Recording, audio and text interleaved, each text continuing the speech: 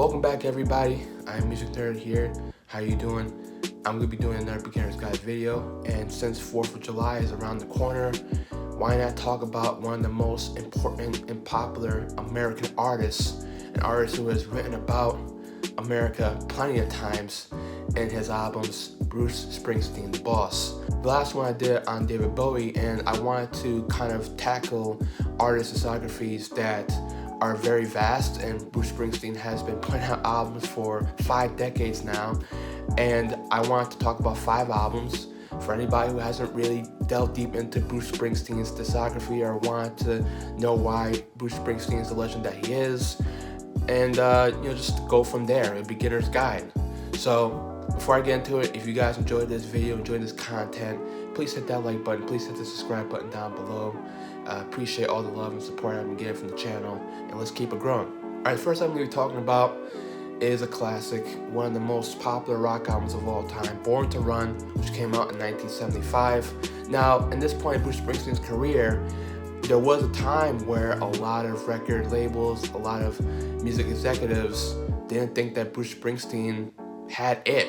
They didn't think that he could sell records. I mean, it's crazy, but this actually happened, and Springsteen himself was not as confident. He wanted an album that sounded like those old Phil Spector's records, and he kept saying that I have this big record in my mind and I just don't know how to achieve it. And he saw a new producer, John Landau, and they just started crafting this album, and he finally was able to make an album that in his own mind was a masterpiece.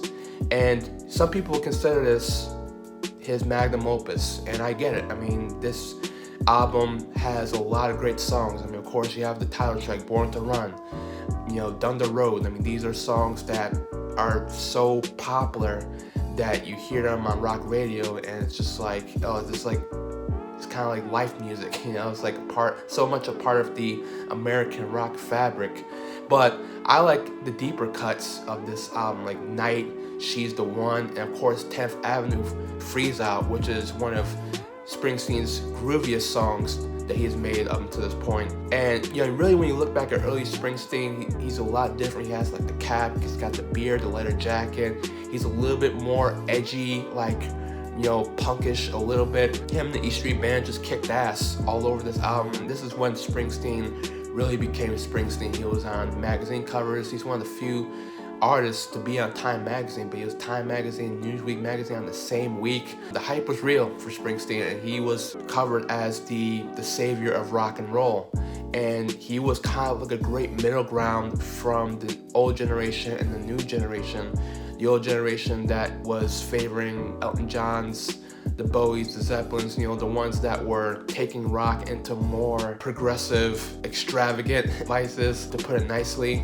And the newer rock and roll, where the punk rockers, the new wavers, the people that hated that stuff that Zeppelin and Elton John were doing, and they favored shorter songs and a bigger attitude, back to basics. And so Springsteen, that's what's so special about him, is that he kind of covered, and anybody can get into Springsteen, black, white, old, young. I mean, he just has that aura about him. And it started with this album. Another album that I was talking about, Darkness on the Edge of Town. Really, this came 3 years after Born to Run. He was going through some contract disputes, putting out an album 3 years later. I mean, that's like a lifetime. Born to Run had such great commercial and critical success, and Springsteen, once again, he was like, all right, how do I top this? And he made an album that was completely different from Born to Run.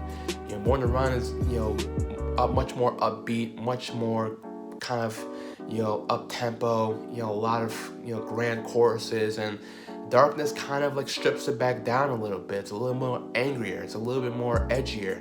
At this time, the punk rock revolution came in full bloom, and you hear it on this album a little bit. Springsteen definitely was a fan of bands like The Clash and Sex Pistols. You definitely hear it on songs like Candy's Room, Badlands, Prove It All Night. Just kind of like, I think Springsteen going what he went through the past 3 years and the success that he had, and he was kind of like fighting against that success, and you can hear it.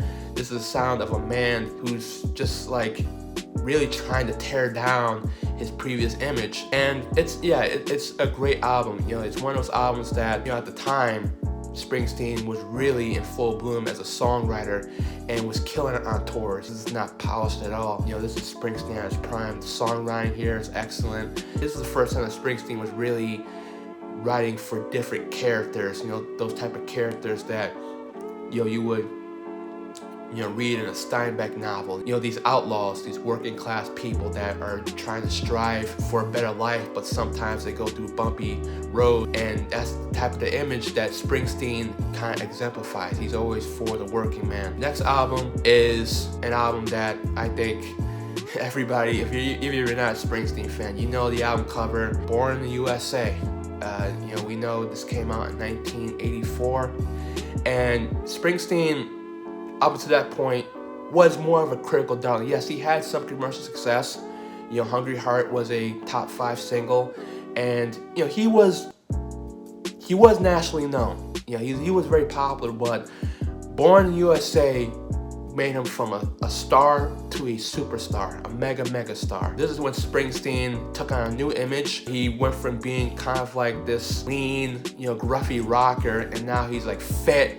He's been wearing the cutout sleeves. You can see, you know, intentionally seeing his muscles. He became like a sex symbol. This album, while personally it's not my favorite Springsteen album, this is the album that introduced a lot of new fans to Springsteen. You know, of course, the songs here, the title track, Born in the USA, which a lot of people interpret it as this like pro-American jingoistic song, but it's actually about Vietnam veterans questioning their identity, you know, after coming back from the war.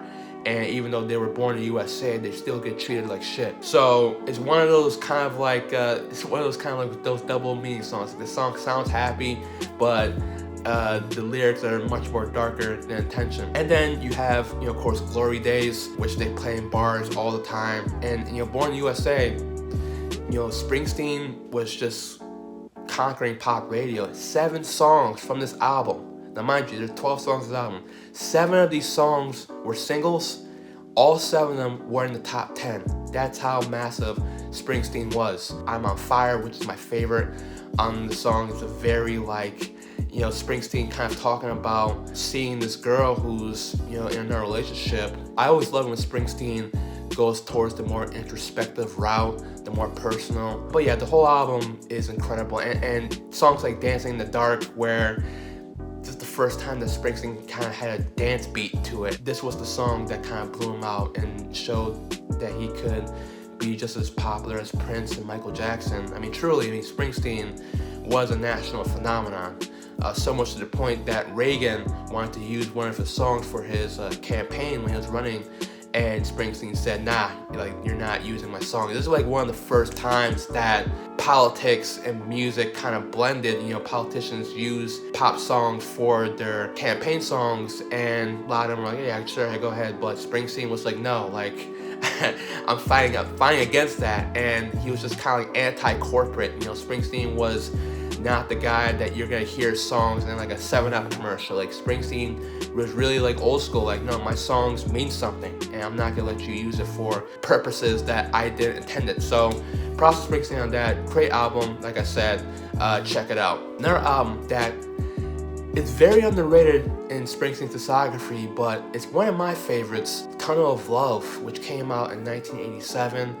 Not quite the phenomenon that Born in the USA is, but in my opinion, much more solid in a songwriting standpoint and a storyline standpoint.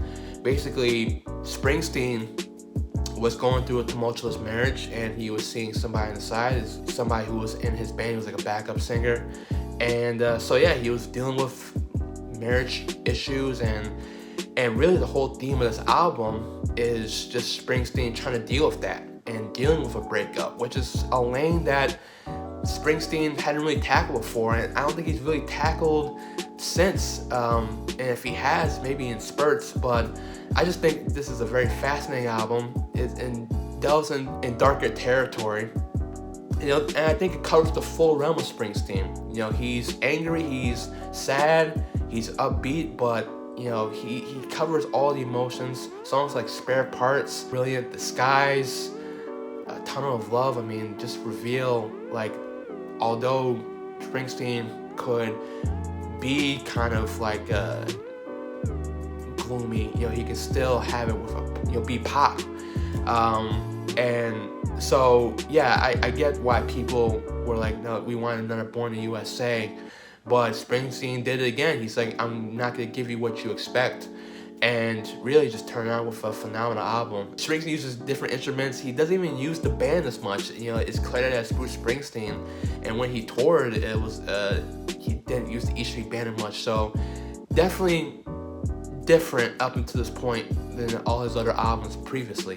And so for the last album, talking about an album more recent and 21st century, and that is The Rising, which came out in 2002. Now, this was Bruce Springsteen's first album after 9/11, and why is that important? Because Springsteen, like I said, at this point was an American icon. Like, he was up there with the Bob Dylans, just like American figures that were transcendent past music. You know, their music really meant a lot to people. So in the 90s, Springsteen didn't really release a lot of music.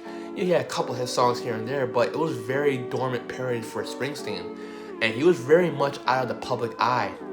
And 9/11 happened, as we all know.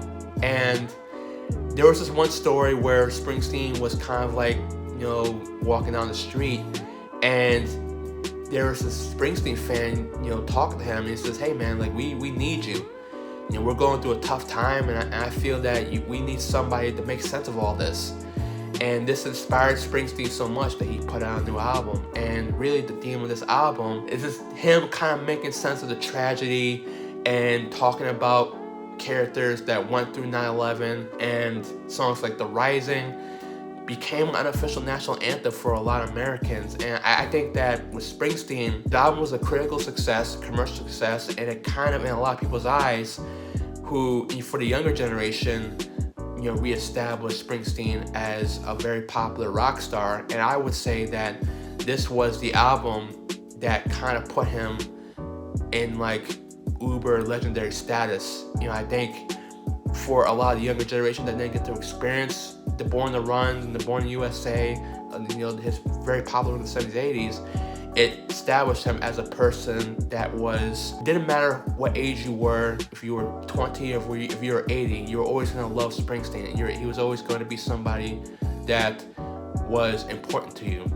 So, and I feel like for his career, you know, it kind of put him in that too big to fail status. You know, that whatever Springsteen puts out, you know, even if it's not as good, you know, they're always going to compare it to this album. You know, they're going to say, oh, this is the best album since The Rising. And, you know, and it's one of those albums that, you know, maybe not the most career-defining albums, and in his discography, for me, it doesn't even reach the top 5. But if we're talking about what it did for his career and what it did for his icon status, you know, you can't talk about his career without this album. You know, I think it's probably his most critically acclaimed album of this millennium. Now that we're 20 years removed, you can kind of look at this album as kind of like a vantage point of, oh shit, like, that's what America was going through at this time. You know, this fear, this paranoia that everybody was feeling. And like that fan wanted, Springsteen was able to kind of make collective sense of all this. So yeah, that is my beginner's guide to Bruce Springsteen. These are the 5 albums that, if you haven't heard any of Springsteen's albums or a little bit of his songs, to check out. YouTube recommends these 2 videos to check out after this one. Done a bunch of these beginner guys videos. If you're new to the channel, check those out. And yeah, till next time, love you guys. Peace.